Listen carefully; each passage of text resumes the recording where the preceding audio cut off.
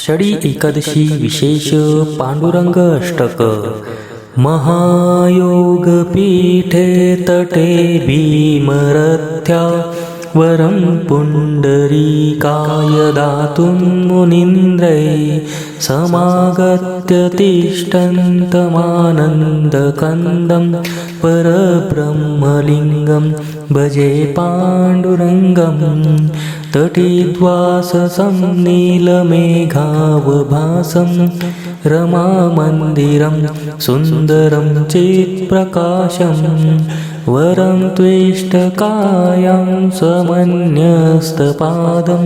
परब्रह्मलिङ्गं भजे पाण्डुरङ्गं। प्रमाणं भवाब्धेरिदं मामकाणं नितम्बाकराभ्यां धृतो येन तस्मात् विधातुर्वसत्ये धृतो नाभिकोशात् परब्रह्मलिङ्गं भजे पाण्डुरङ्गं।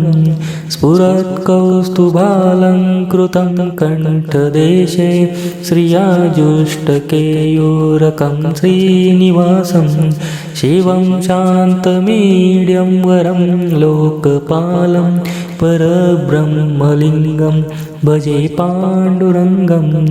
शरच्चन्द्रबिम्बाननं चारुहासं लसत्कुण्डलाक्रान्तगण्डस्थलान्तं जपारागबिम्बाधरं कञ्जनेत्रं परब्रह्मलिङ्गं भजे पाण्डुरङ्गं। किरीटोज्ज्वलत्सर्वदिक्प्रान्तभागं सुरैरर्चितं दिव्यरत्नैर्नर्घैः त्रिभङ्गाकृतिं बर्हमाल्यावतांसं परब्रह्मलिङ्गं भजे पाण्डुरङ्गं। विभुं वेणुनादं चरन्तं दुरन्तं स्वयं लीलया गोपवेशं दधानं गवां वृन्दकानन्ददं चारुहासं परब्रह्मलिङ्गं भजे पाण्डुरङ्गम्। अजं रुक्मिणीप्राणसञ्जीवनन्तं परं धाम कैवल्यमेकं तुरीयं प्रसन्नं प्रपन्नार्तिहं देवदेवं परब्रह्मलिङ्गं भजे पाण्डुरङ्गं।